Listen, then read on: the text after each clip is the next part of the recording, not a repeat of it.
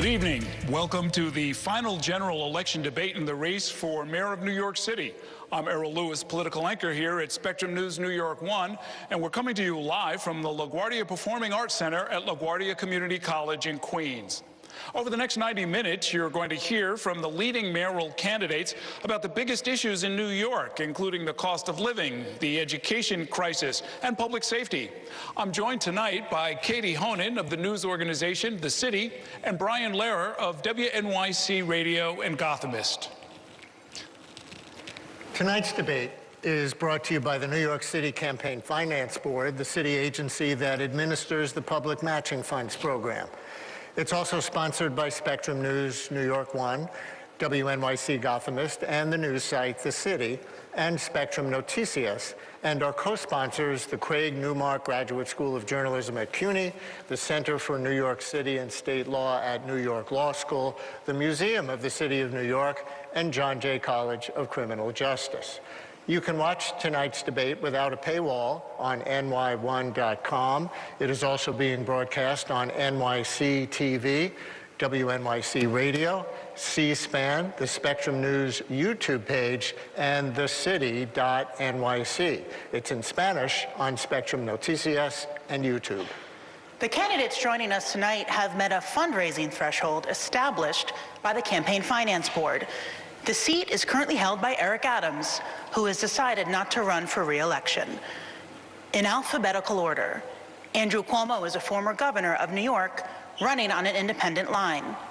Zohran Mamdani is the Democratic nominee, representing parts of Queens in the State Assembly since 2021. And Curtis Sliwa is the Republican nominee and the founder of the Guardian Angels. Now for the rules. The rules you see on your screen right now have been agreed to by all of the candidates. Each candidate will deliver an opening statement of up to 45 seconds, and then answers to our questions will generally be limited to 60 seconds with a chance for rebuttals. Candidates will have an opportunity to ask one opponent one question in our cross-examination round. So let's begin. This will be the last time all three candidates will be together on stage. The next mayor will be sworn into office 71 days from now on January 1st, 2026. He will inherit a city with an affordability crisis, a tense relationship with the federal government, and millions of New Yorkers who very likely did not support him. Let's begin our debate with your opening statements to viewers. You have 45 seconds. The order was determined by a random drawing on live television this morning, and we'll begin with Curtis Sliwa. Good evening. Thank you. It's us versus them. It's us versus the insiders and the billionaires. It's us versus Cuomo. It's us versus Zohran. This is a campaign not about power. This is a campaign about you, the people. And I know many of you hardworking New Yorkers, you tell me you've been pushed aside, you've been silenced. These are the people that have all the money, all the connections, they've made their backroom deals, but we have something more important. We have you, the people. And we're not going to be silenced anymore. We're going to fight. Tonight, I want you to look at the content of my policies, to know that I've served this city for more than 50 years, the city that I love. And I'm going to share with you my vision to make New York City safer again, to make New York City more affordable again, and where everybody once again can live the American dream. Thank you. Next is Andrew Cuomo. Good evening. Thank you. Good evening. New York's first, thank you to the moderators. Thank you all for being here. And go Knicks, go Knicks, go Knicks. I hope we get an update on the score. New York is the greatest city on the globe, but we are at a pivotal moment. And the voters are going to have to decide in this election what candidate has the plan to save this city and what candidate can get it done, not just talk about it. My main opponent has no new ideas. He has no new plan. It's Bill de Blasio rehash, and we know how that turned out. He's never run anything, managed anything. He's never had a real job. I will hire 5,000 new police, build 500,000 new units. I will cut taxes. I will grow jobs. And I will end this hate-mongering and division that is tearing this city apart, because that's not who we are as New Yorkers. You know I can make change. You know I can make government work. I've done it before. I'll be ready on day one. Okay, thank you. Next is Arun Mamdani. Good evening. Good evening. Thank you to the moderators, and thank you to New Yorkers for tuning in. I know you'd rather be watching the Knicks. While there are 3 candidates on this stage, you will hear only 2 messages. My opponents, who spend more time trying to convince the other to drop out than actually proposing their own policies, will speak only of the past, because that's all that they know. I am the sole candidate running with a vision for the future of this city. Andrew Cuomo will spend much of tonight attacking me. He is a desperate man, lashing out because he knows that the one thing he's always cared about, power, is now slipping away from him. He will amplify right-wing talking points, he will share conspiracy theories, and he will do these things to make you feel that this should keep you up at night. But I've been spending the last year listening to New Yorkers, and I know what actually keeps you up. It's whether or not you can afford to live a safe and dignified life in this city. I have plans for our future. My opponents only have fear. Thank you very much, candidates. Let's start tonight with some breaking news that happened yesterday afternoon when federal agents descended on Canal Street, arresting street vendors who have been selling counterfeit designer merchandise for as long as any of us can remember. This is the first time we've seen major federal law enforcement activity in the city outside of arrests at Immigration Court in Lower Manhattan. And some critics are now ringing an alarm bell, calling it a dangerous and unprecedented use of federal agents in New York City. Others say that the vendors were a major quality of life problem in the neighborhood that the NYPD had ignored. So I'll ask each of you to respond to this. How should the mayor and the NYPD have handled both the presence of the street vendors and then the federal action? We'll start with you, Mr. Cuomo. I've had a lot of dealings with President Trump. And there's only one way to deal with him. He puts his finger in your chest, and you have to put your finger right back in his chest. I've actually had this situation with ICE interfering in New York before. It was upstate New York where ICE just showed up and started to take action. And I called the president, and I went down to the White House, and I said, that doesn't work in New York. You don't send ICE in without coordinating with our police. It's not smart, it's duplicative, and it's dangerous. We don't need ICE to do quality of life crimes. We don't need them to worry about illegal vendors. That's a basic policing function for NYPD, Consumer Affairs, etc. I would have called the president, and I would have said, look, you're way out of bounds, they're way out of bounds, call them back, or I'm going to have the NYPD step in and stop them, because this is not their jurisdiction. You're in the city of New York. Okay. Mr. Mamdani. ICE is a reckless entity that cares little for the law and even less for the people that they're supposed to serve. What we need to be doing here in our city is to end the chapter of collaboration between City Hall and the federal government, which we've seen under Mayor Adams. What we need to do is actually pass the street vending reform bills that have been in the city council, some of which that this mayor has actually overridden. That's an example of how we can both protect street vendors, ensure quality of life, and leave no stone unturned in delivering for the people of this city, as opposed to working with a president who is looking to declare war on those same people. Mr. Sliwa. Unlike both of my adversaries, I've patrolled that area many times, Church and Canal. And as you said, Harold, that activity has been going on for a long time. Selling the knockoff, sometimes stolen contraband by a series of people. The local 5th Precinct, they make arrests when they have obviously cause to do so, and they complain that they have to release them because of no cash bail, of which both of my adversaries are in favor of and I'm not. The feds should not have stepped into this situation. There is not communication between the local authorities and the feds. This is a matter that should have been left up to the NYPD. But we can't tolerate citizens attacking our federal law enforcement forces in the street because then that will just lead to anarchy. Let me ask a related question. President Trump has been commenting on this race and all of you on a regular basis. He's been less than glowing when talking about each of you, especially you, Mr. Mamdani. I'd like you each to describe whatever combination of defiance, diplomacy, and cooperation you will use as mayor if President Trump continues to increase the federal government's role in the affairs of our city while also threatening to decrease funding. Start with you this time, Mr. Sliwa. Well, both my adversaries have decided to bump chests with President Trump to prove who's more macho. You can't beat Trump.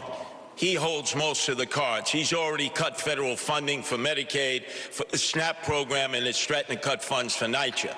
So if you're all of a sudden going to get adversarial, you're going to lose. And who gets hurt? The people of New York City. With Trump, it's always the art of the deal. You have to go, you have to try to negotiate, whether it's with his minions or himself. He'll want you to give in order to get a little bit. But if you immediately act like you're going to take him on, like, you know, it's going to be a one-on-one fight, we're going to lose. All the people in New York City are going to lose. You have to be able to show respect. And I think if you show respect, you'll get respect, and you'll protect the New Yorkers who are so desperately in need of federal funds. What's the good of it? They'll bump chests with Donald Trump. They won't get the money, and then they'll blame Donald Trump. I will negotiate with Donald Trump and try to get the best deal possible for our poor and indigent citizens. Okay, Mr. Cuomo. Yeah, the difference on this question is I've actually lived it, and I've done it with President Trump over many years through the most difficult situation that this country has gone through, COVID plus. You're wrong. You're going to have to confront President Trump. He is hyper-aggressive, and he is going to overstep his bounds. And you are going to have to confront him. And you can beat him. I confronted him, and I have beaten him. He was going to quarantine New York during COVID, and I stopped him. He was going to cut aid to federal programs, and I stopped him. But you also want to be in a place where you can cooperate on good things, because we need federal help if we're going to save our city and rebuild our city. President Trump has to respect you. He sent the National Guard into 20 cities. City he didn't send it into? New York. Because I talked to him and I said, we don't need you here. He has said he'll take over New York if Mamdani wins, and he will, because he has no respect for him. He thinks he's a kid and he's going to knock him on his tuchus. So it is a balance, but you're going to have to be adversarial when you need to, but you want to cooperate to get good things done in this city, and you need federal help. Mamdani. We first just heard from the Republican candidate for mayor, and then we heard from Donald Trump's puppet himself, Andrew Cuomo. You could turn on TV any day of the week, and you will hear Donald Trump share that his pick for mayor is Andrew Cuomo. And he wants Andrew Cuomo to be the mayor, not because it will be good for New Yorkers, but because it will be good for him. Look, Donald Trump ran on 3 promises. He ran on creating the single largest deportation force in American history. He ran on going after his political enemies, and he ran on lowering the cost of living. If he wants to talk to me about the 3rd piece of that agenda, I will always be ready and willing. But if he wants to talk about how to pursue the 1st and 2nd piece of that agenda at the expense of New Yorkers, I will fight him every single step of the way. Okay. Short rebuttal from Mr. Cuomo. That's not what Donald Trump said. Donald Trump does an analysis of the race. Donald Trump, I believe, wants Mamdani. That is his dream, because he will use him politically all across the country, and he will take over New York City. Make no mistake. It will be President Trump and Mayor Trump, and he will come in and take over the city. I have no doubt. All he said was, his analysis is after the polls, it's a tough choice between a Democrat and a communist. And he considers Mamdani a communist. He happens to be a socialist. But between a communist and a Democrat, it's a tough choice for him. Okay. All right. Thank you, candidates. Brian wants to talk to you about some important issues on the minds of New Yorkers. Hi, candidates. Thank you for coming tonight. Yeah, and the cost of living is our next topic. You've all cited it as a major factor, and of course, so many New Yorkers are experiencing this, especially when it comes to rising housing costs.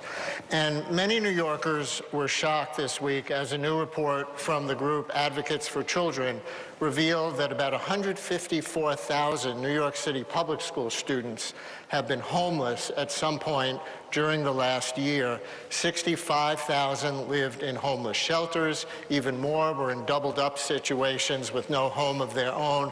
It's never been over 150,000 before, they tell us, and it amounts to 1 in 7 New York City kids.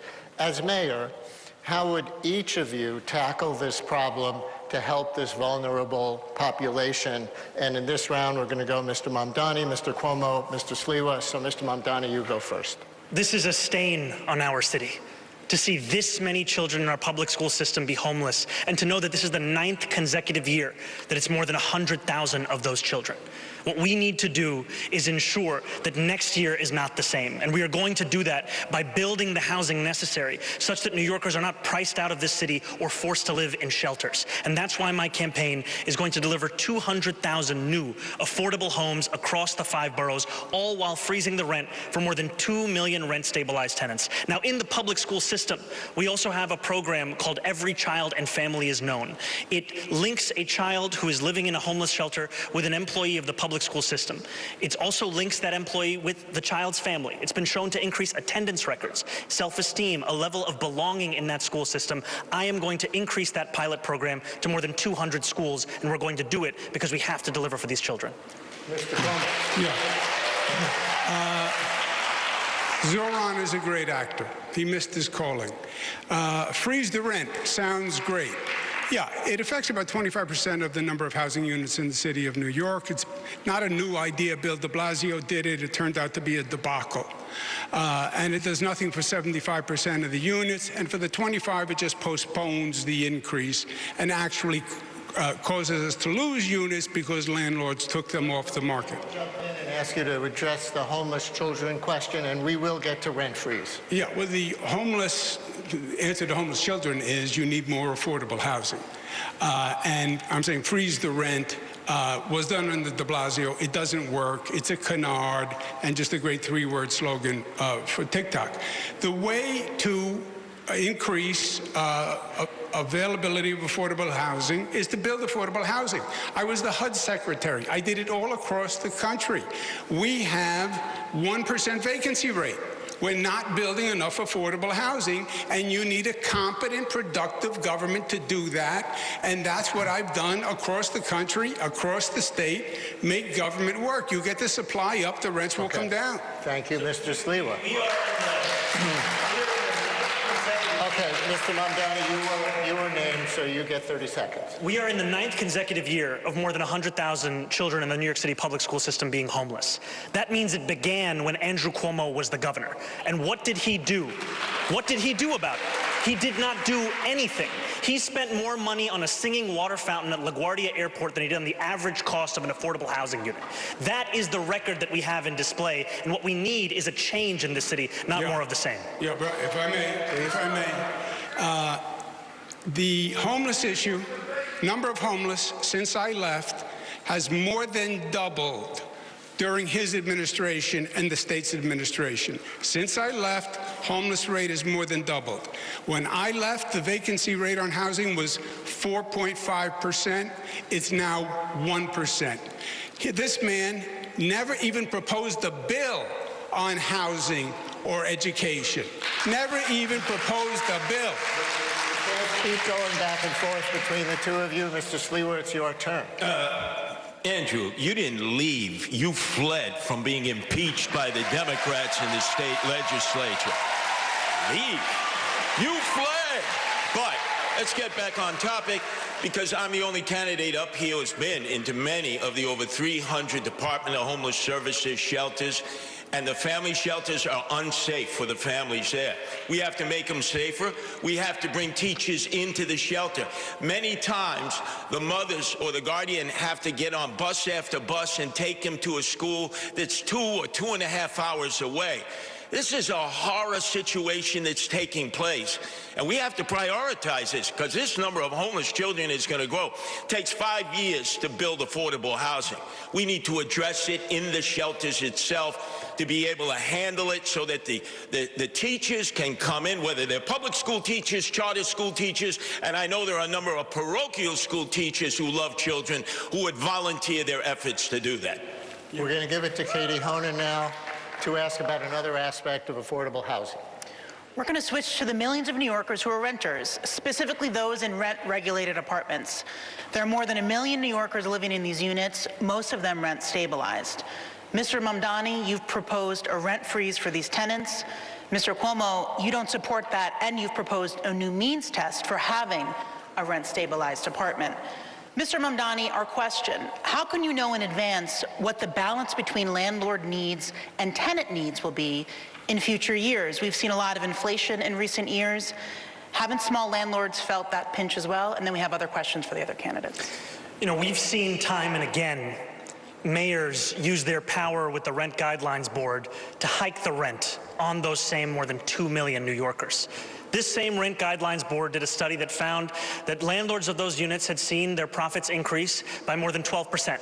Their response? Hike the rent on rent-stabilized tenants who have a median household income of $60,000. I believe that tenants across our city deserve relief, and I also believe that city government can work to alleviate the pressures for landlords of those units without having to put that burden on those same tenants. It's possible to keep New Yorkers in this city and to help landlords with rising insurance costs, water bills, Con Edison, and a broken property tax system.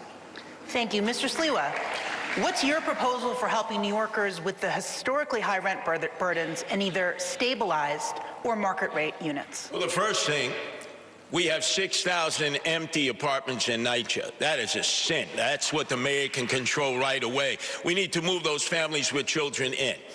For those who live in rent-stabilized apartments and have their rent subsidized, Zoran Mandami, we need to make sure that the big realtors, that they have to pay a vacancy tax because they're holding off on those apartments. They're not putting them out into the marketplace because they want to flip the building. Not for the mid-sized landlords or the small landlords. They need the help. And there are a number of people in the outer boroughs. They own a home, they live on the property, they're not absentee landlords, 2, 3, 4 apartments, and they're deciding not to put them in the marketplace when somebody either leaves or dies because they have to deal with tenant-landlord court, which is an absolute nightmare for small landlords. We got to make sure it's a fair playing field so that the tenants are protected, but the landlords are protected so they're not stuck with squatters for 4, 5, or 6 years, which destroys their equity and forces them to leave. Thank you. Mr. Cuomo, you signed a law in 2019 repealing a means test to live in a rent-stabilized apartment. What's your position now and what changed in that? The 2019 law was added tenant protections that had never been added before, and protections against tenant evictions. But to answer your question, you cannot, Zoran said, the tenant doesn't have to pay more rent, but we're going to cover the landlord's costs. No, you can't do both, and that's not what happened. We did freeze the rent with de Blasio. We lost units because the landlords took them off the market because you weren't covering their costs. The reason the Rent Guidelines Board went up after the freeze was because you had to make up for all the backlog of costs. And this, I'm going to freeze the rent. And people think it applies to all of them. No, just the 25% of the units that are rent stabilized. And by the way, it's all BS because the mayor doesn't have the power to do it anyway. The Rent Guidelines Board does, and he doesn't control the Rent Guidelines Board. So nothing is going to happen. It's all this. It's just more political blather. Mr. Mamdani, you can respond. You know, if you want a candidate for mayor who tells you everything that he cannot do, then Andrew Cuomo should be your choice. If you want A candidate for mayor who will use every tool at their disposal, including the 9 appointees at the Rent Guidelines Board, all of whom are appointed by the mayor, then I am the candidate for you. We have to go to Errol, sir. I'm sorry, you weren't named, so I'm sorry. We're going to go to Errol, talk about development.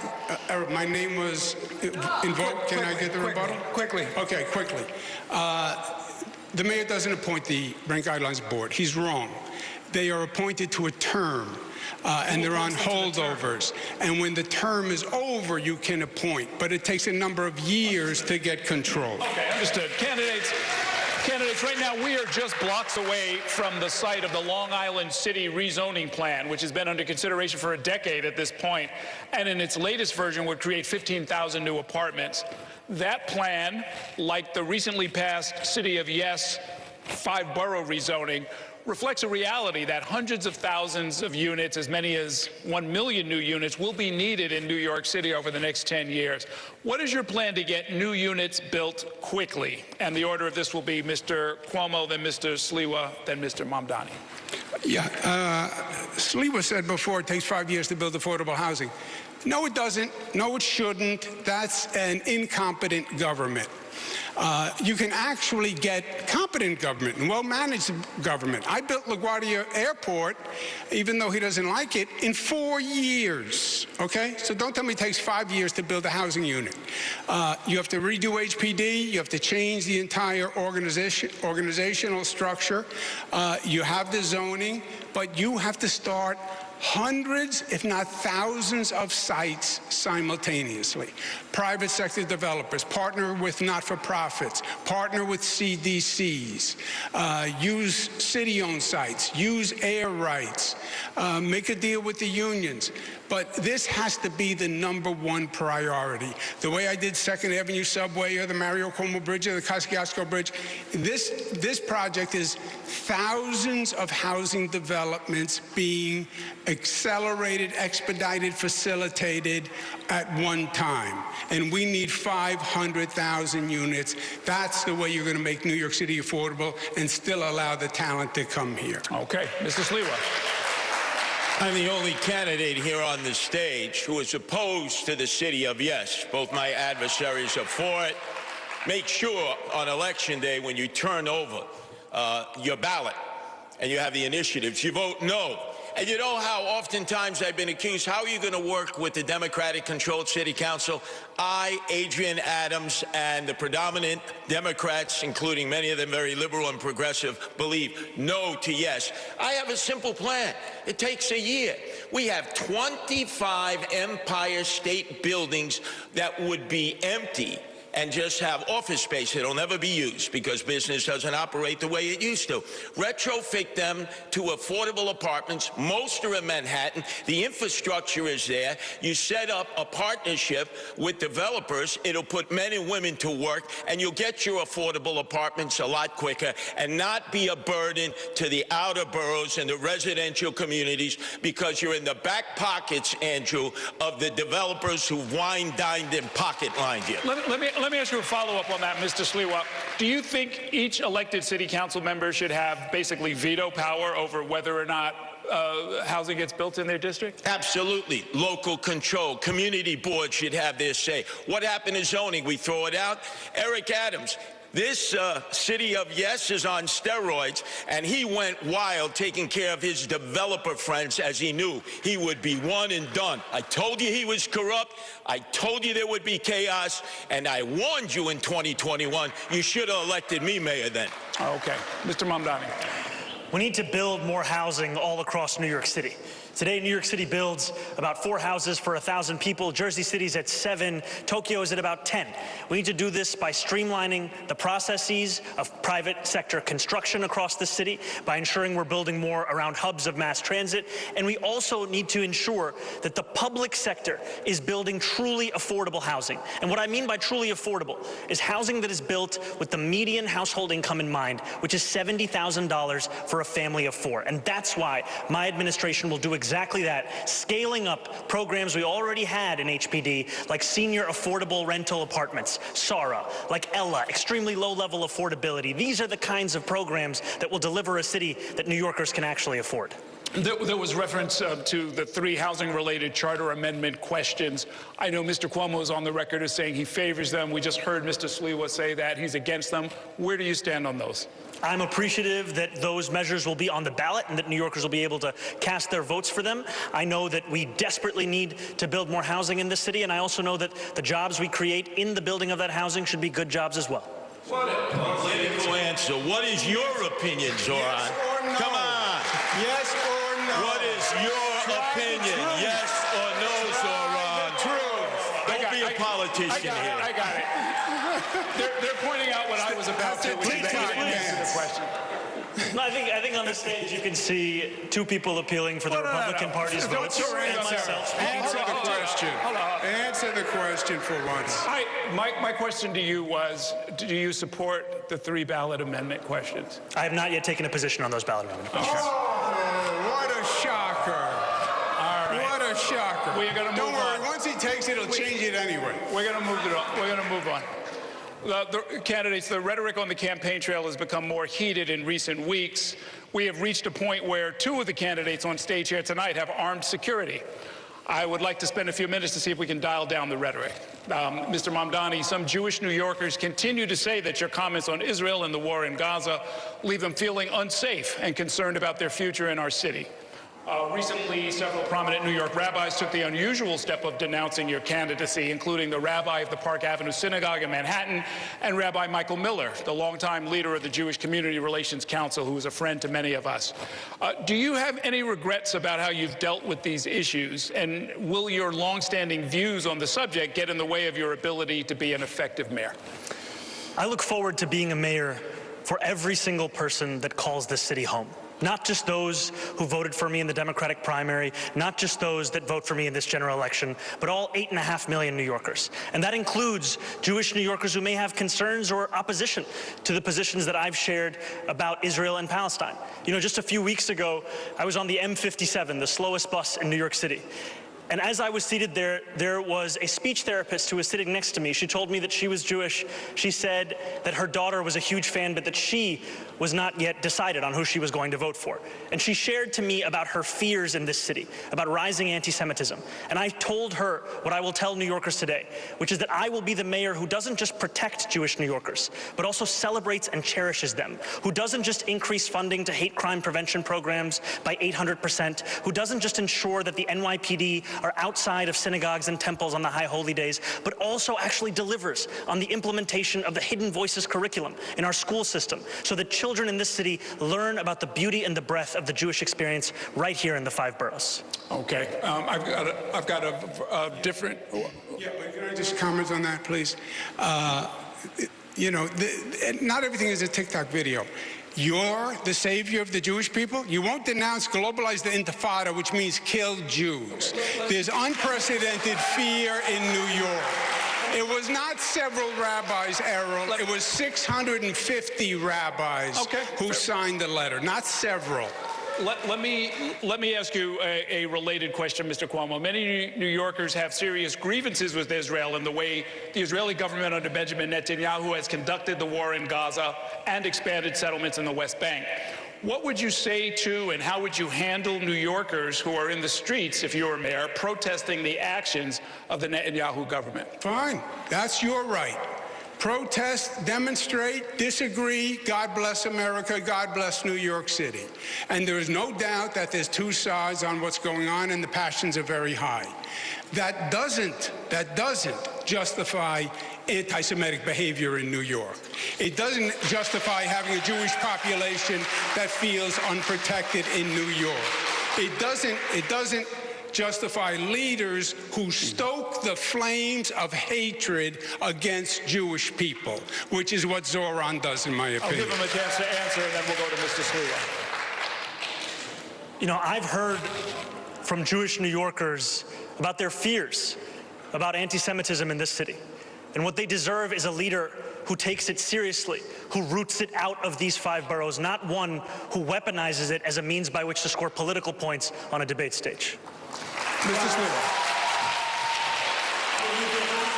It's the Intifada? Excuse me, Mr. Cuomo, it's my turn, all right? It's like 2 kids in a schoolyard. Yeah, I heard you on the radio this morning. Zoran, this is personal for me. I know you are under threat. The mother of my 2 youngest sons who are raised Jewish, Melinda Katz, is prosecuting this person who came up and tried to do you harm. But let me speak on behalf of my 2 sons. When they've heard some of the statements you've made, like in support of global jihad, and I hear some people out there saying the Jews, their time is due, which means the same thing. They're frightened, they're scared. They view you as the arsonist who fanned the flames of anti-Semitism.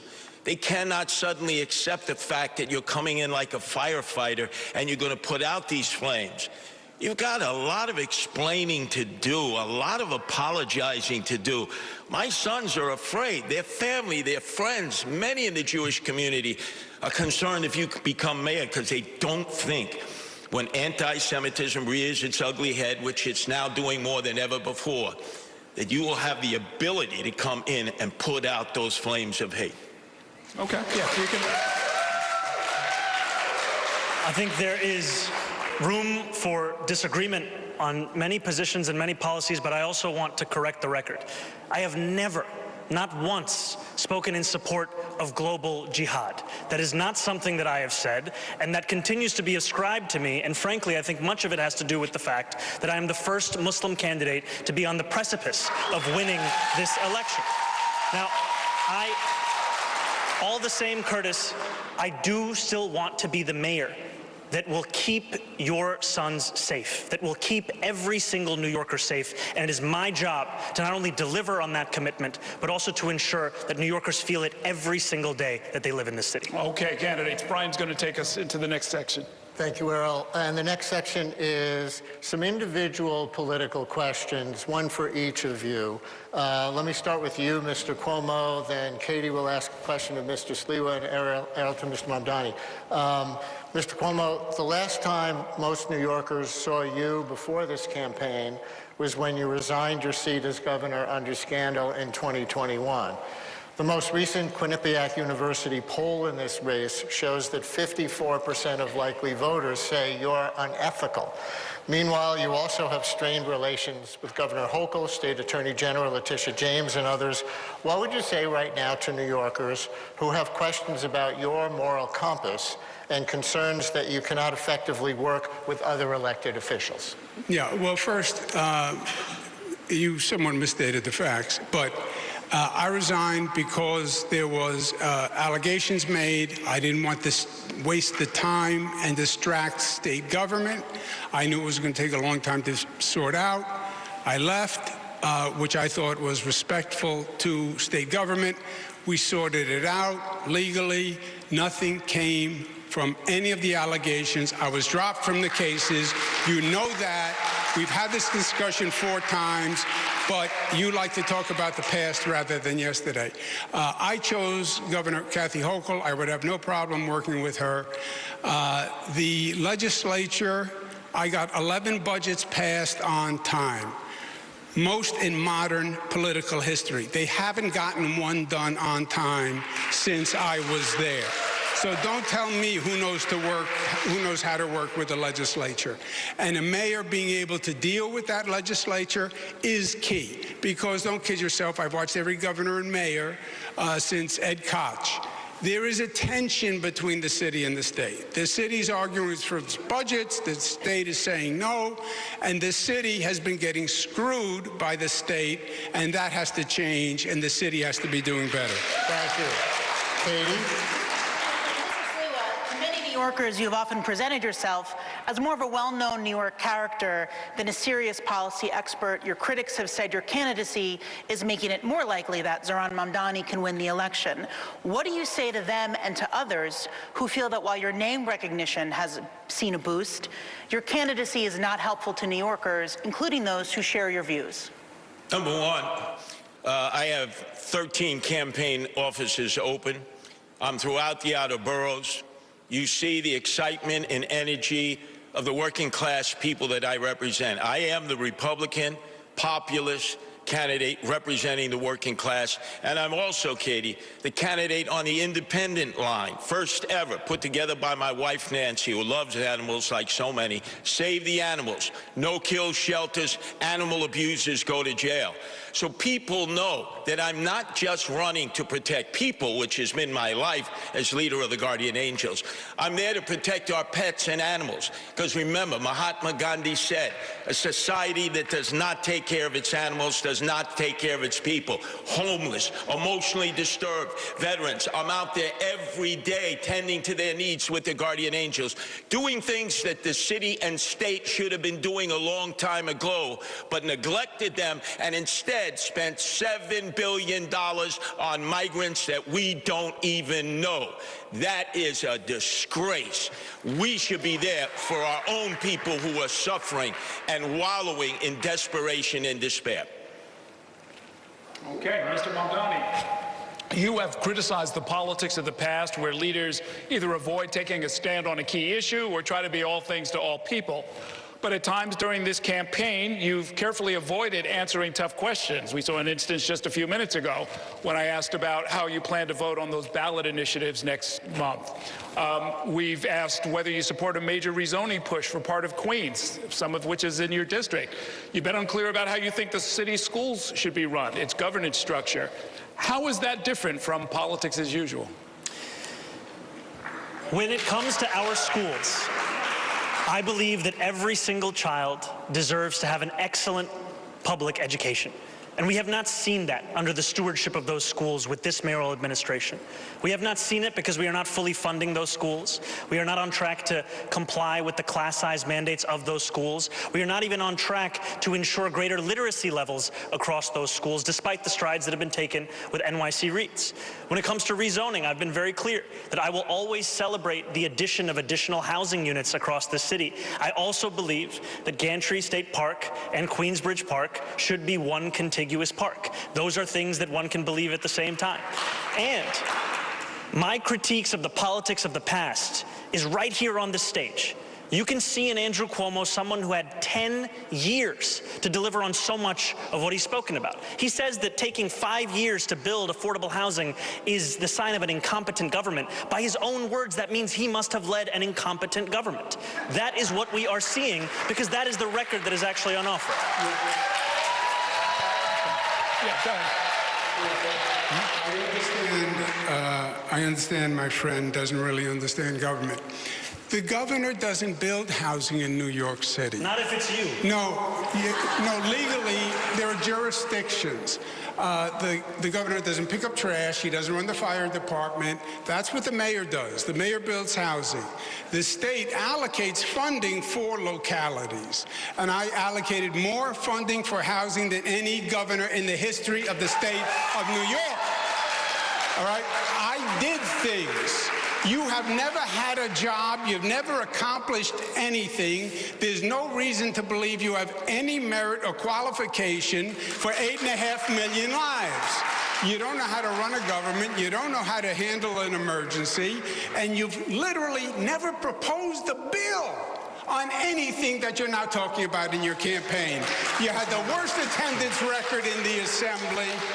And you gave yourselves the highest raise in the United States of America. You went from $110,000 to $140,000, and then you never showed up for work and you missed 80% of the votes. Shame on you. Shame on you. No, it is always a pleasure to hear Andrew Cuomo create his own facts at every debate stage. Yeah. We just had a former governor say in his own words that the city has been getting screwed by the state. Who was leading the state? It was you. Governor Hochul. You were leading the state for Governor 10 years, Hochul. screwing the city. No. You cut homelessness as a legislator, funding. You cut funding for the MTA. You as a legislator. You did all of these things, my That's friend. the past 4 years. It's the past 4 years. Okay, guys, I didn't want to have to do this, but you understand how this works. You can't talk over each other. Nothing works if you do that.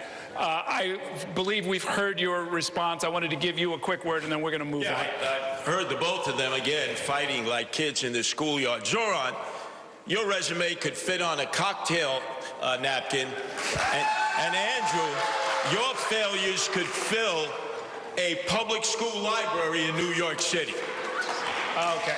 Go ahead, Teddy. We're going to move now to public safety.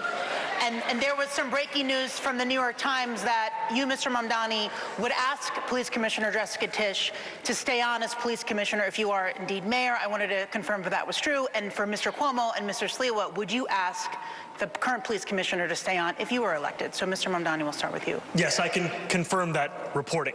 My administration will be relentless in its pursuit of safety and affordability for every New Yorker. And the delivery of that will require us to put together a team of the best and the brightest. Eric Adams stacked the upper echelons of the NYPD with corruption and incompetence.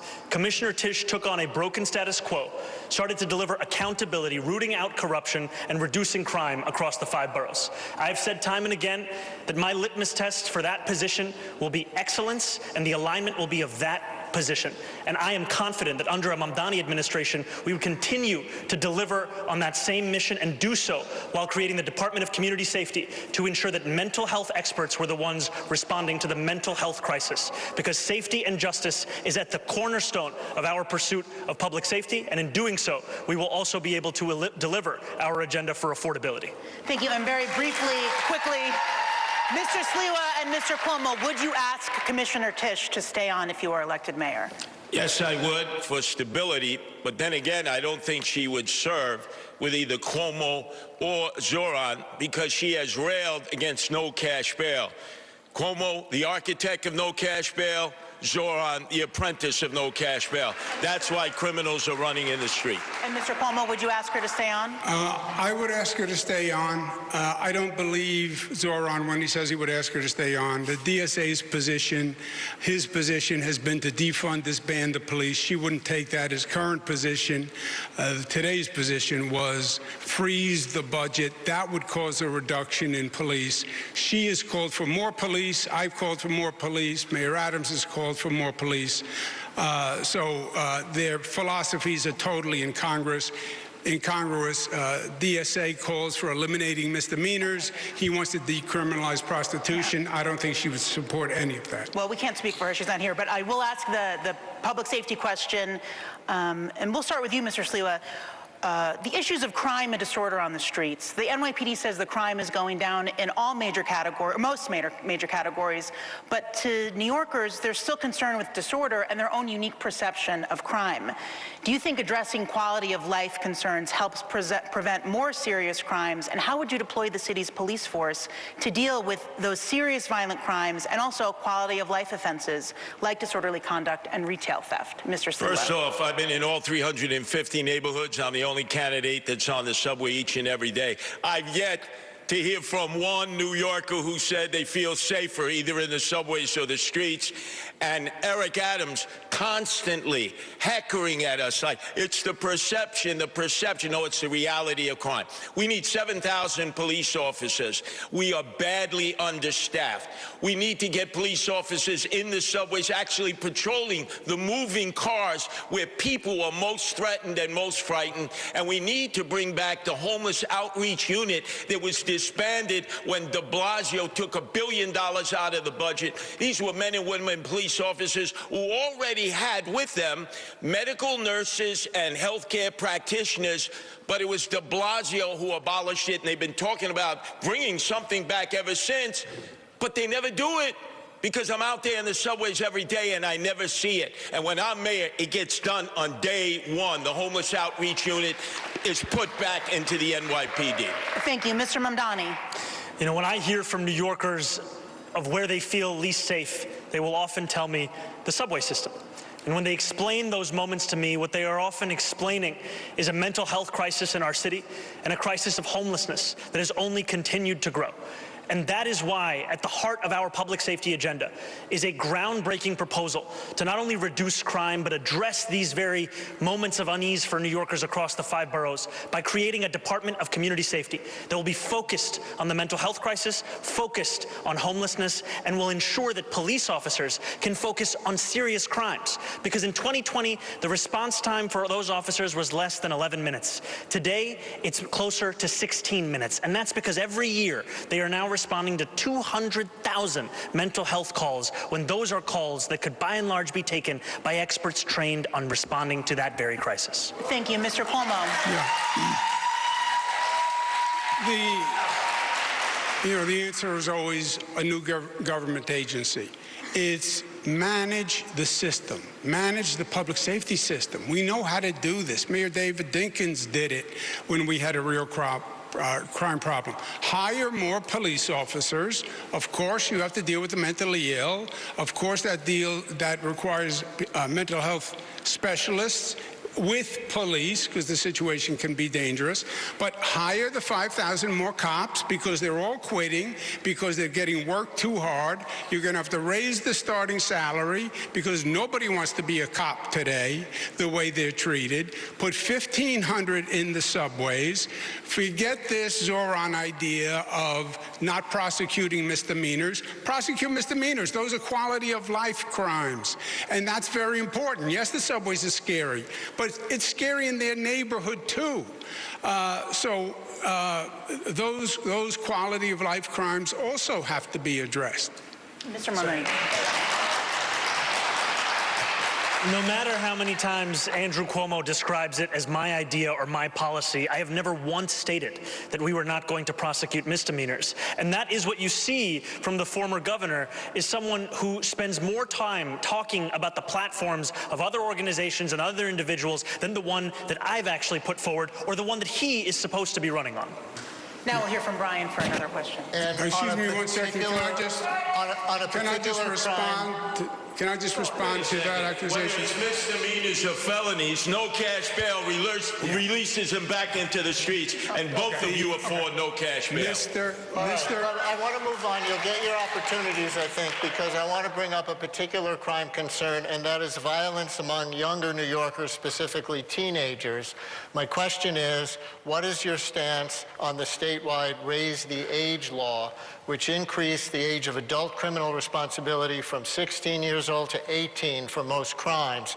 Police Commissioner Tisch says, quote, "The mentality on the street is that nothing happens to those under 18 who possess a gun." So would you support modifying Raise the Age in any way? And Mr. Mamdani, since you just announced that you would invite Commissioner Tisch to stay on, would you go along with her on this? I would not support changes to the state's legislation, and I would not support them because the major issue with the implementation of that legislation has been the fact that there is hundreds of millions of dollars that was supposed to be delivered alongside that law that is still languishing in Albany. And I am excited to be the next mayor of the city, to finally fight for the money that this city is owed, to ensure that we deliver it to our young people across the 5 boroughs. Mr. Cuomo. What I was referring to before is Zoran is a member of the DSA, Democratic Socialists of America. They have a charter. He gives them 3% of his salary. He has said multiple times, I am a DSA member, I pledge allegiance. They say abolish jails, defund police, don't enforce misdemeanors. Go to my website, andrewcuomo.com. It's right on the front page. Now, is he lying to the DSA? Is he lying to New Yorkers? Is he lying to everybody? Who knows? On the Raise the Age, I passed the law. I support the law. We were one of only 2 states that put 16 and 17-year-olds in adult prisons. It was inhumane. It was cruel and unusual, and I'm proud of that law. It's administered by local governments. Some are doing it better than others. If Zoran thought that there was money locked up in Albany, maybe he should have gone to Albany and proposed a bill to release it. Support keeping the law. Mr. Sliwa. Once again, the architect of Raise the Age, Governor Cuomo, the apprentice to him, Zoran. It's personal for me. My oldest son, Anthony, last October was the victim of a vicious gang assault that could have killed him. And what happened to these juveniles? cut-free because they went to family court, not criminal court. So how can both of you look at me? I almost lost my oldest son to gang violence, and the perpetrators went to family court and got a little pat on the wrist and was sent home to do it again and again. No. We need to start charging juveniles who commit violent crime in criminal court, and I'll appoint criminal court judges who follow the law and don't just release them because of no cash bail. A clear difference between you on that. Ms. Errol, you pick it up. Okay, candidates, I've got individual questions for you, and we're going to try and pick up the pace a little bit here. I'd like you to really just explain kind of where you're coming from. Mr. Mamdani, you've called for reorganizing the NYPD to create this Department of Community Safety that, among other things, would handle calls involving people in mental health distress. Your opponents have disparaged this as sending social workers rather than cops into dangerous situations like domestic violence disputes. Explain really what you have in mind, and please include any evidence that this approach would work. Absolutely. What my opponents are clinging to is the past, because that's all that they know. What I am proposing is something that will address the needs of New Yorkers in the present. We speak and hear from New Yorkers across the 5 boroughs who outline how the mental health crisis is one of the major challenges in this city. And yet what we have in our city is asking those same police officers who are being asked to respond to shootings, respond to murders, to also respond to these calls. I trust the dispatchers who would be receiving these calls to make the determination as to whether there was any indication of violence. If there is no indication of a threat of violence, then we would set the mental health experts and providers to respond to those same incidents. The reason I believe in the efficacy of this approach is because of the fact that it has been delivered elsewhere in the country. So no matter how often you hear those on this stage tell you that something cannot be done, know that there are others in this same country who have seen it, and it is time for that same policy to come to New York City. Okay, Mr. Sliwa and Mr. Cuomo, I have a similar question for both of you. The department currently fields about 33,000 officers, down from 37,000 in 2018. Public safety budget approaching $10 billion. Mr. Sliwa, you want to hire 7,000 more cops. Mr. Cuomo says 5,000 more cops.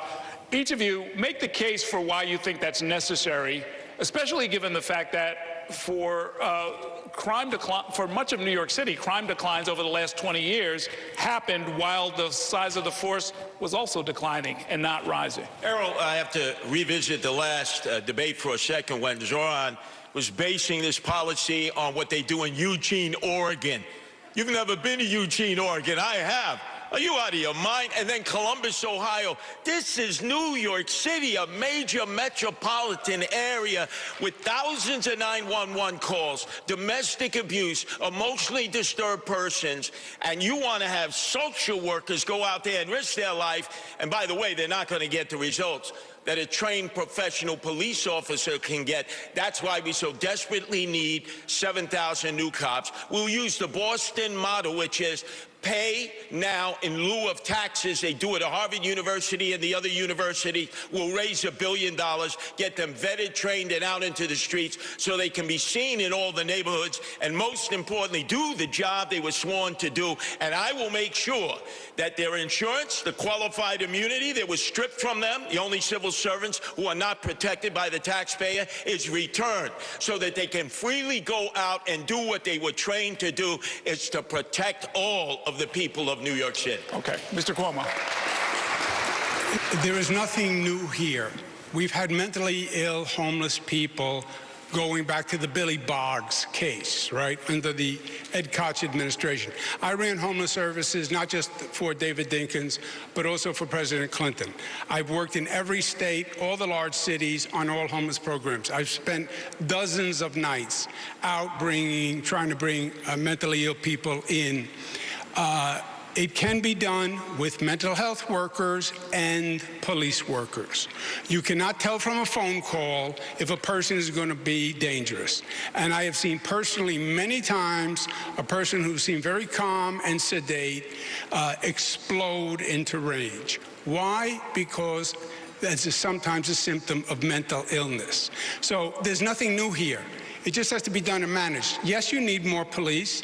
You need more police, first of all, Errol, because they're quitting because there are not enough to staff the force, and they're working overtime and weekends, and their family life is destroyed. So you have the highest attrition rate in modern history. You have to hire 5,000 just to slow down the attrition. Okay, thank you, candidate. 40,000 beds for mental health in the state hospital system. By the time you fled fearing impeachment, you cut the budget down to 4,000 beds. Shame on you for putting those emotionally disturbed persons in the street. You don't know what you're doing. Well, there's one bet I'm going to say for you, but no one is saying to go back to Willowbrook. That's when there were 40,000 people in mental institutions. Yeah. We left that 40 years ago when we went to community-based housing. We're going to stay in this century, guys. Yeah. The next, we're going to do our lightning round where each candidate will answer our questions with a brief response, usually yes or no. I'm going to do the first couple. Candidates, if you had the power, would you keep, kill, or modify the congestion pricing program? Just say one of those words. Keep, kill, or modify. Mr. One Slima. and done. Dead. Mr. Mamdani. Keep. Keep. Okay. Would you expand, decrease, or keep the same number of so-called safe injection sites for drug users in the city? Mr. Mamdani. Can you say the options again? Expand, decrease, or keep the same? Keep the same. Mr. Cuomo. Keep. Close them down. Okay.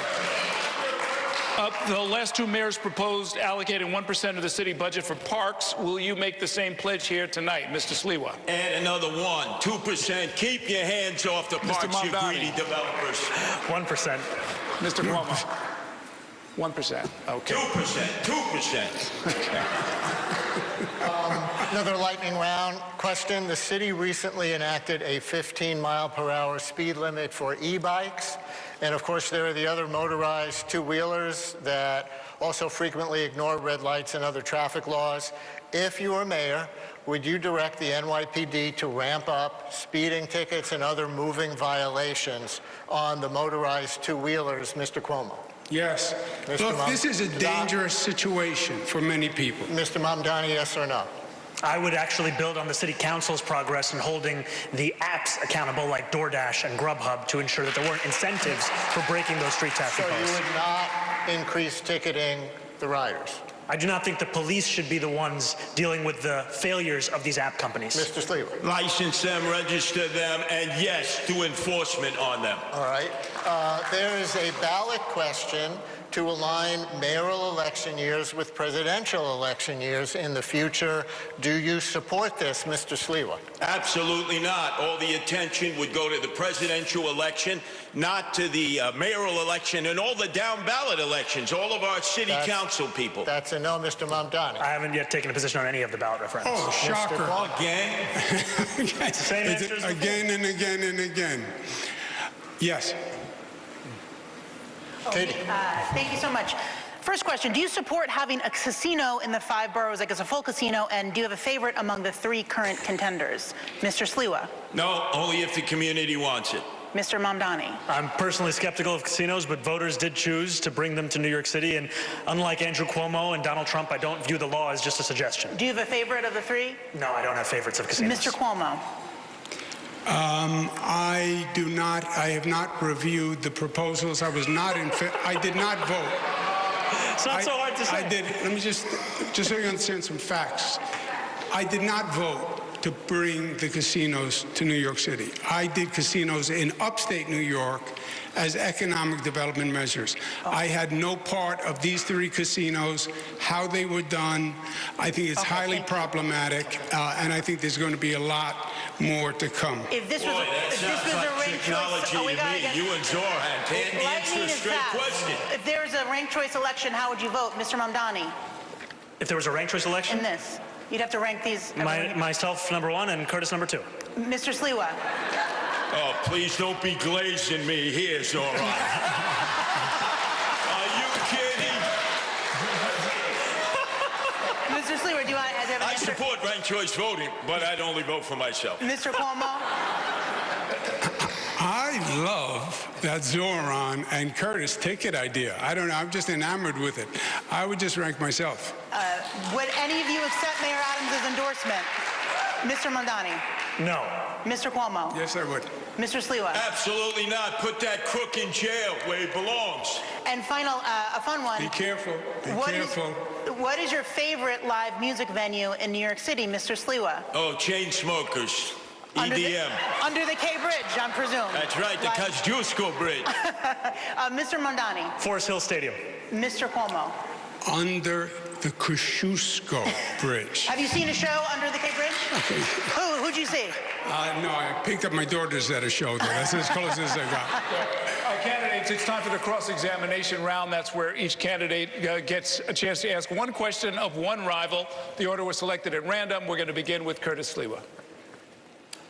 Zoran, you talk about free, free, free.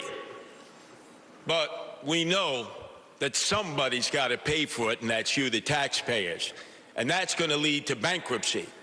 The only reason that Zoran is on the stage is because of the failed Governor Cuomo, who was rejected by the Democrats in the primary and rejected by 13 women who charged you with sexual harassment. Do you ever know that no means no? You know what no means? Your question is to Mr. Mondani? Who was your question we to? can bifurcate it, right? No. You can't. Who was your question it's to Cuomo. Okay. Your response, Mr. Cuomo. I'm not sure what the man said, but the situation, my legal situation, as we discussed before, was fully litigated. I was dropped from the cases. If anyone has a legal situation to talk about, I think it's Mr. Sliwa, who runs the Guardian Angels, and apparently as a charitable donation, but never filed any tax returns for the Guardian Angels, and has been accepting charitable donations, which is just a crime and tax fraud. So I think that's the person who I was explaining to do. Okay. Your turn to ask a question, Mr. Cuomo. To Zoran, I believe, as we've stated, that you have been a divisive force in New York, and I believe that's toxic energy for New York. It's with the Jewish community, it's with the Italian-American community when you give the Columbus statue the finger. It's with the Sunni Muslims when you say decriminalize prostitution, which is haram.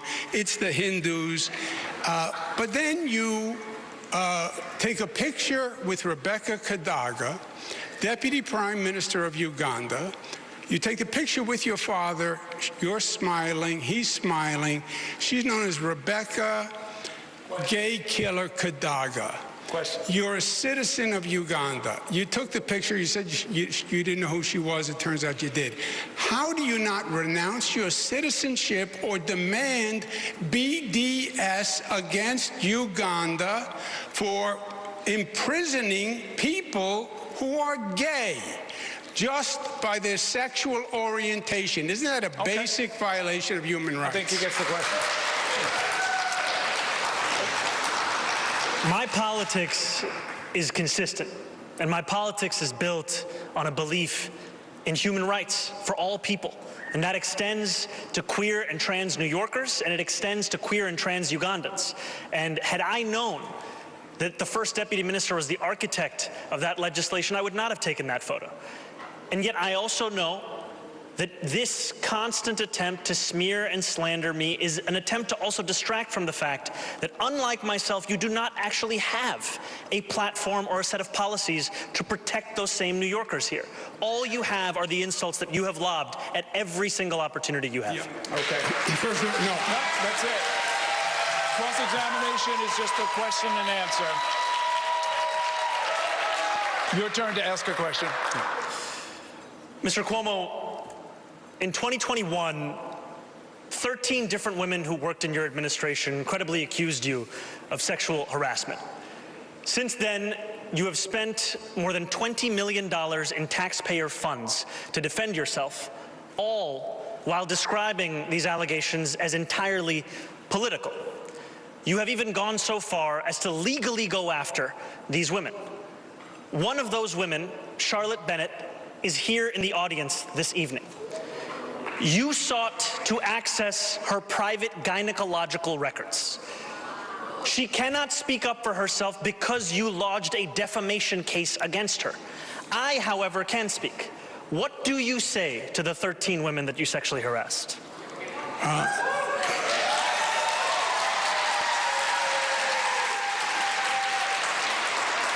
If you want to be in government, then you have to be serious and mature. There were allegations of sexual harassment. They were then went to 5 district attorneys, fully litigated for 4 years. The cases were dropped, right? You know that as a fact. So everything you just stated, you just said was a misstatement, which we're accustomed to from you. Everything that I stated was a misstatement? Yes, because the cases were dropped. That's what happened. And my question to you, you still didn't answer, why won't you say BDS against Uganda for saying gays should be imprisoned for being gay? Okay. You have no problem with BDS against Israel, but no BDS for Uganda. This is just one question, one answer. We all heard it. Thank you very much, candidates. Brian. Our next topic is education. The next mayor will oversee the largest school system in the United States, as you know, with roughly 900,000 students, thousands of schools, and billions of dollars in budget. We have an education question for each of you. Mr. Mamdani, you said you would give up mayoral control of schools and share decision-making with various stakeholders. But in the last debate, you said you're still for mayoral accountability for educational outcomes. This has confused some people about how you can give up final authority but still hold yourself accountable. Can you try to clarify that? I remain opposed to mayoral control, and I also believe that the mayor is accountable for that which happens in this city. I will not shirk that accountability, even when we are putting together a system that has greater involvement for parents, for educators, for students. Look, 1 in 300 Americans is a student in the New York City public school system. This is a system where we are failing to deliver excellence to students, to teachers, to parents, and it is time to have a mayor who understands not only the crisis in front of us, but the fact that we have to change our ways if we want to change our results. And that is what we are running on, a plan for the future, not to simply relitigate the past. Mr. Sliwa, you recently proposed reducing the education budget by $10 billion, or about 25%, to help pay for tax cuts. But your website includes things like, quote, hire more therapists, expand services for students with learning differences, build new vocational high schools, restore arts programs, expand athletic programs, and increase teacher pay to attract and retain top talent. Those are all exact quotes from your website. How do you defund the education department by 25% to cut taxes, add in the Trump administration's various cuts, and do all those expansions at the same time? Well, let me tell you, you have a bureaucracy at the Tweed Courthouse. Perfect place to house the Department of Education because of the corruption in the top ranks. You have 13 deputy chancellors. You have about 50 department heads. Nobody at the school level ever deals with them. $41,000 we pay per student, and teachers still have to reach into their pockets to pay for basic supplies. You cut at the top, contracts that have been negotiated that have not been overseen. You will save millions and millions of dollars. And yes, you open up the schools as it was when I went to public school, after school center, night center, weekend center, not just sports, but culture, plays, musicals. People used to be able to take instruments home when they were in band and orchestra. That attracted children. 1/3 of our children don't even come to school each day, and we need more vocational training like we had when I was growing up. That's been depleted, and more charter schools. We need to raise the cap and have more charter schools for the children who have been waiting to get in for years. And Katie has an education question for Mr. Cuomo. Thanks, Brian. Mr. Cuomo, there's currently a state law to reduce class sizes in the city. You recently described the law as, quote, reckless, and proposed that popular schools be exempted from this law. You also want to start closing low-performing schools, one of the most controversial policies of Mayor Bloomberg. Would you defy the class size law? And if you close existing schools rather than work to improve them, what specifically helps the kids learn more and where? Yeah, the common denominator on all these things is, the question is, what is your plan to change things, and what is your ability and experience to do it? These are management challenges. And I have managed large bureaucracies. The Department of Education, we lost 1 million students. What's happening is young families have to make a decision when their child has to go to school. They're deciding to go to the suburbs, go to Jersey. They're not going to sacrifice their kid. So it is a terrible problem for the entire city. The shrinking public school system. I would double the gifted and talented programs, double the number of specialized high schools, keep the SAT, and keep mayoral control. It is wholly inconsistent to say, I think it's a top priority, but I want to give up mayoral control, but I want to be a mayor who runs grocery stores. Forget the grocery stores. Run the Department of Education. It was the most single instrumental reform. Mayor Bloomberg was right.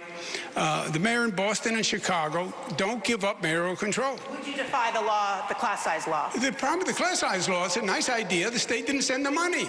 The state has not been doing its fair share for the city. If you have a nice idea, that's nice. Send the money. And just a fact check, I don't think we lost 1 million students. We have just about under 1 million students in the DOE system, but just a quick show of hands. I'm sorry, yes. And just a show of hands, no talking, who is in favor of the cell phone ban in schools? Raise your hands. Everyone has raised their hands. They all are in favor of the cell phone ban. Thank you. Okay.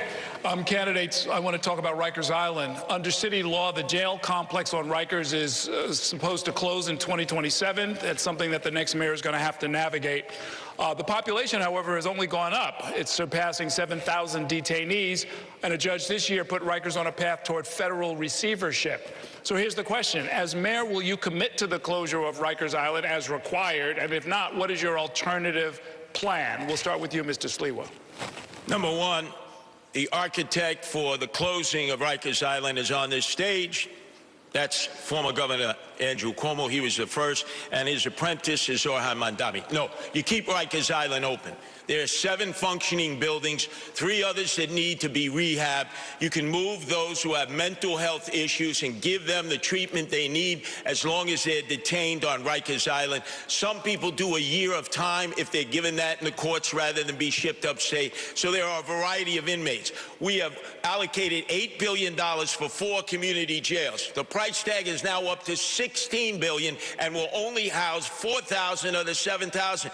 Guess what? We keep the inmates on Rikers Island, and we turn those 4 units in the neighborhoods into affordable housing that we've all been clamoring for. What about the law that requires the closing? Oh, you go into court, you fight, fight, fight. You fight for the taxpayers, and you fight to keep inmates on Rikers Island so that we don't just have to lock up toothpaste in New York City, but we lock up inmates. Mr. Cuomo. Zoran has said he'd honor the law closing Rikers in 2027. You can't. You can't. Unless you intend to release all the people on Rikers Island, which is the Democratic Socialist policy. The county jails are not going to be built. It was a mistake. The whole plan was a mistake. They are years late, billions over budget. I would say scrap the county jails, build new jails on Rikers Island, provide ferry and bus transportation for people from the other boroughs to visit on Rikers Island, and then use the existing 4 sites for commercial residential. But you cannot close Rikers on 2027 because there's no place to put the people unless you're going to release 7,000 people. Well, you're familiar with the idea that a law is passed, it's supposed to be followed, even if it's difficult, even if the timeline is screwed up, even if the money's not there. Yeah, so then, which is Zoran's position, then you're saying release the 7,000 people. And I'm saying I'm not going to release 7,000 criminals into New York City. Yeah, Mr. Mondani. There is no one on this stage that is saying that. Yet Andrew Cuomo will repeat it again and again. What I have said time and again, I'll repeat it again, is that yes, we have to close Rikers Island. Rikers Island is a stain on the history of this city. And that this current administration has made it nearly impossible to do so by the stipulated timeline. So what I will do is everything in my power to try and meet that deadline, knowing that Eric Adams has made it so difficult because he's had no interest in actually following through on it. And as much as you will hear about experience and running a government, what Andrew Cuomo doesn't seem to understand is the city has already entered into contracts for these borough-based jails, and to end those contracts would be to incur massive fiscal penalties, but that's not something that he seems to care about, even as he speaks about the fiscal stewardship of this city. If I may, you want to talk to me about running government or managing projects? I built the 2nd Avenue subway. I built the Mario Cuomo Bridge, the largest infrastructure project in the United States of America, $5 billion on time, on budget. 2nd Avenue subway, Moynihan train hall. Of course there's costs incurred. The question is going to be, how much more does it cost to finish the jail, and are you better off cutting your losses? That's the question in the discussion, and you sit down with the contractor and you negotiate. But your position of, I'm going to close it on 2027, the question is yes or no? Do you close it in 2027? You still haven't answered. You will hear from Andrew Cuomo about his experience as if the issue is that we don't know about it. The issue is that we have all experienced your experience. The issue is that we experienced you taking a $5 million book deal while you sent seniors to their deaths in nursing homes. The issue is that we experienced you cutting funding for the MTA to send money to upstate ski resorts. The issue is that we saw you give $959 million in tax breaks to Elon Musk. The issue is your experience. No, the only thing, the issue is you have no experience. You've accomplished nothing. You haven't proposed a bill on anything. And you still haven't said if you'll close Rikers in 2027. Stop. I got the answer to the questions I was asking. Thanks very much. Let's move on. My next question is about another law that's already on the books. The city has a climate law, Local Law 97, that will require a large percentage of the buildings in the city to reduce greenhouse gas emissions by 40% by 2030 or face financial penalties. As you know, some co-ops, condos, and landlords are afraid of crushing expenses, but buildings account for 70% of the city's climate pollution emissions, so reduction would need to include that sector. You all have taken different positions on this. I want our viewers and listeners to hear each of you, starting with Mr. Cuomo in this case. Would you abide by and make others abide by Local Law 97 as it stands? As it stands,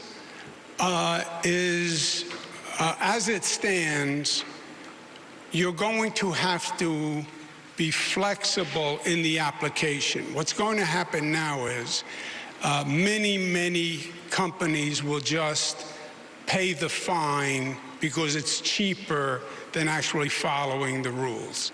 And that's the last thing you want. That accomplishes nothing, right? It's just another tax, in essence, on these units. So there's going to have to be flexibility. It's the right intent, it's the right goal, but how you implement it has to deal with reality and the costs. Again, otherwise, I can tell you, I've had this conversation with many of them, they're not even going to try. They're just going to pay the fine. What kind of flexibility, if you could be It's going to be specific? timing, and what do we mean, and can it be phased in? Mr. Mamdani. The climate crisis is one of the most pressing crises facing this city, and we deserve to take it on with the urgency it requires. It is right now easier to pay the fine than to actually comply with this legislation. We have to ensure that we make it easier for condo and co-op owners to follow these laws, and we do that by eliminating the application fees for J51, by extending that tax credit, by also creating a one-stop shop in New York City government that procures at a large scale heat pumps and the very kind of infrastructure needed to comply. We've seen this happen before with clean energy work that's been done in Woodside houses. It's time to bring that kind of work right here so that we can ensure full compliance with Local Law 97. I read that you're proposing the city buy those heat pumps and other tech in bulk and give them to landlords and other buildings for free. Is that accurate? No, it's to actually ensure that they can afford the cost of these things by purchasing using an economy of scale. Thank you. Mr. Sliwa. I'm the only one on this stage totally opposed to Local 97. 100,000 condo and co-op owners. Their maintenance fees will go up 30%. They won't have enough reserve fees. You're going to see massive flight from the co-ops and condos. Now, they want to electrify everything. Well, there's a man on the stage who took Indian Point offline. That was 25% of our electrical output. We haven't been able to meet the need since. And as a result, they're now starting to build, because of the city of yes that I'm opposed, these lithium-ion battery warehouses. Where? Staten Island 38, Brooklyn 12. 8 in Queens, 4 in the Bronx, and none in Manhattan? Oh, no. They're going to electrify, and they don't have the electrical output. So I say no to Local 97. And when I'm mayor, I tell all my commissioners, throw a monkey wrench into the process. We slow it down because we want these condo owners and co-op owners to stay. Mr. Cuomo, you were name-checked on Indian Point? I think I was. Indian Point was a danger. It was the nuclear power plant most closely located to the densest population. There was no nuclear plant on the globe that close to a city. There were 20 million people in what was called the kill zone. Before I became Attorney General, there had been a number of lawsuits to stop it. What we did is we brought cables down from upstate New York down the Hudson River. We have nuclear upstate. We're in rural areas to bring that nuclear power down the cables and then on that basis substitute for Indian Point's power. Yes or no? Electricity rates are too high to pay because of you, Andrew Cuomo. Yes or no? Like Would any of you support new nuclear power plants to help bring down the rising cost of utilities in New York State? Just yes or no, Mr. Sliwa? Upstate, they're already starting, yes. Mr. Mondani? I think it's something worth exploring. Mr. Cuomo? Is that a yes? Yeah. Oh, yes. Katie? We're going to move on now to the economy. Ms. Donnie, you're proposing to raise the city's minimum wage to $30 an hour by 2030. How would you get the state legislature to go along with your plan? And do you think it's realistic to feel that a small business owner would have to pay every employee this amount, especially when the city currently doesn't mandate that figure for its own public employees? And I have separate questions for Mr. Sliwa and Mr. Cuomo. So this would be something where the city would have to start doing so as well, because any law that we want New Yorkers to follow, the city should be following it itself. And the reason that we put forward $30 by 2030 is that that's the minimum that a New Yorker needs to be paid to be able to afford to live in this city. And what we are looking at right now is the possibility of the place that we know and love becoming a museum of where working class people used to be able to live.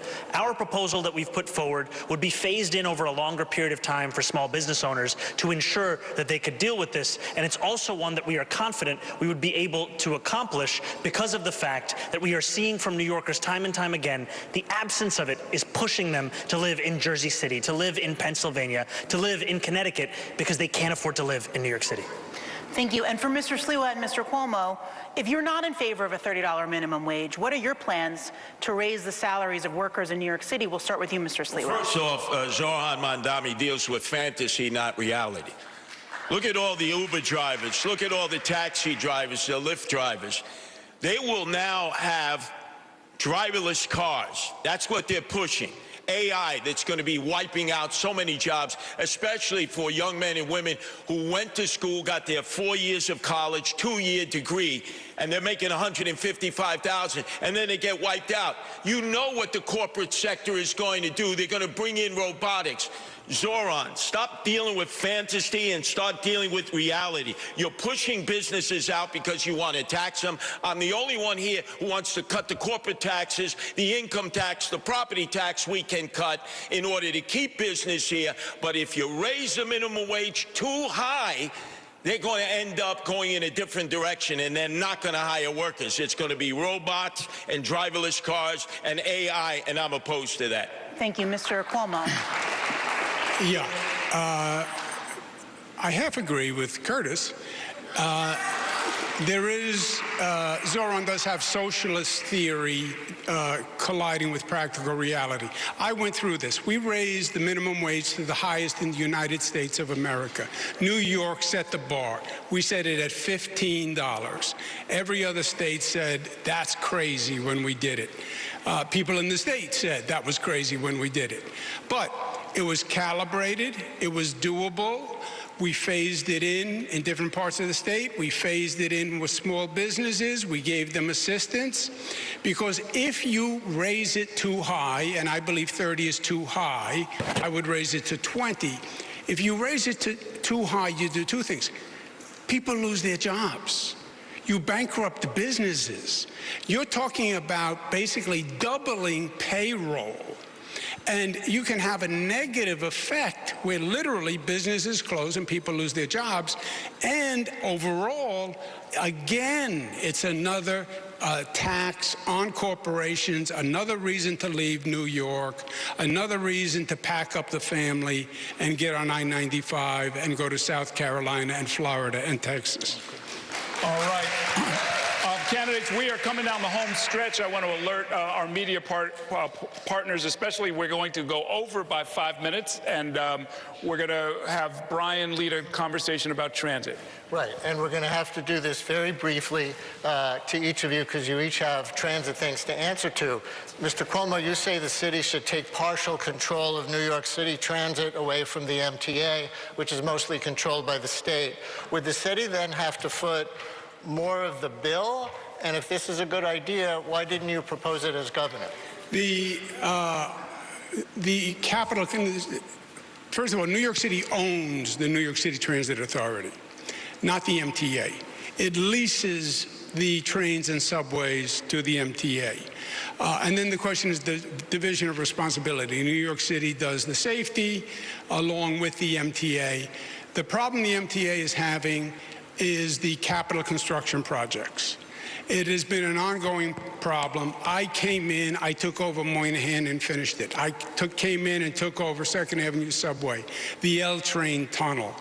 The capital construction projects are way overdue. Would it fall more on the city to pay? I would say, no, there is a budget set. My only point is, the MTA, which is a labyrinth bureaucracy set up by Rockefeller, which should have never been done in the first place, it's an overwhelming task for the greatest managers, and I hire both of them.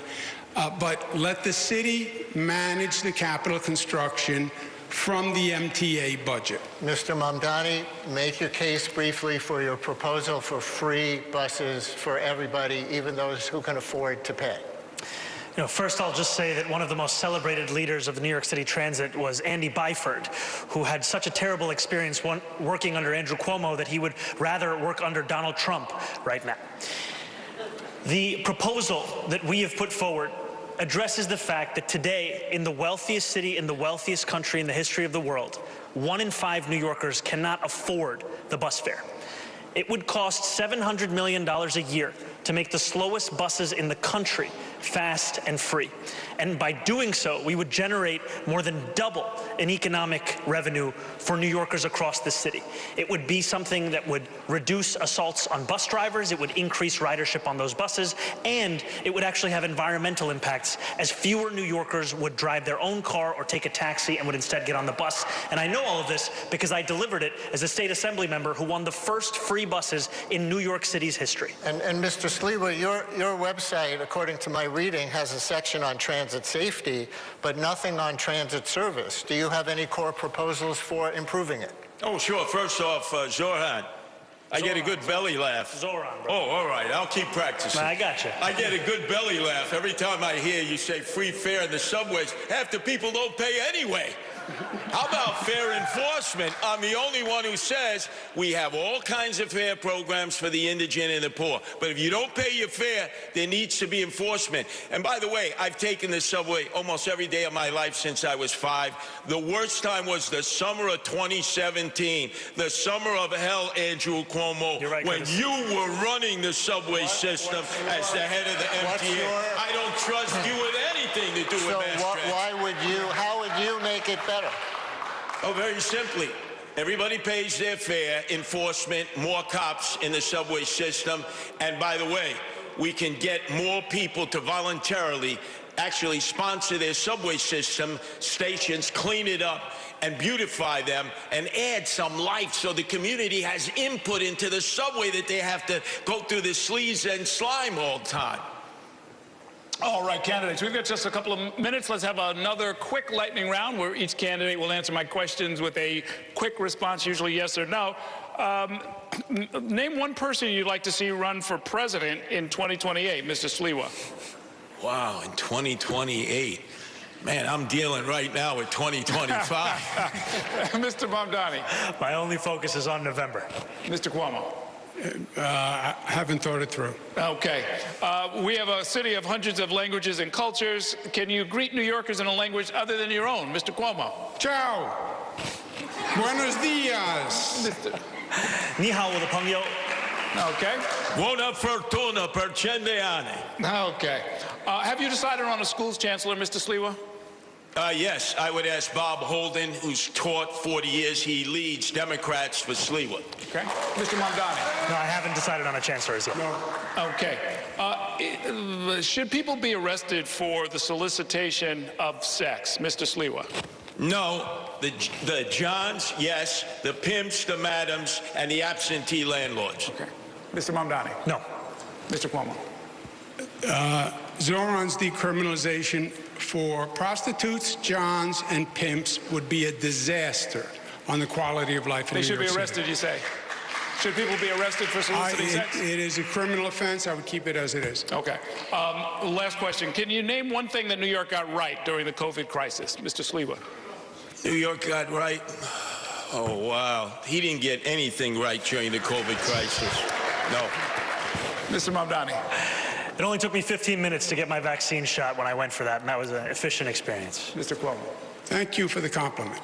That was a city-run vaccine. All right, No, gentlemen. it wasn't. Thanks so much, gentlemen. That is going to do still it have to learn some. for this debate. I would like to thank the candidates and our partners and all of you at home. If you missed any part of this debate, you can watch it in its entirety at NY1.com and the Spectrum News YouTube channel. Early voting is set to begin across the 5 boroughs on Saturday, with several other races on the ballot as well, including city controller, public advocate, the 5 borough presidents and members of the city council, as well as 6 ballot initiatives. There's some district attorney races as well. Election day is November 4th. Thank you all for watching. Have a great evening.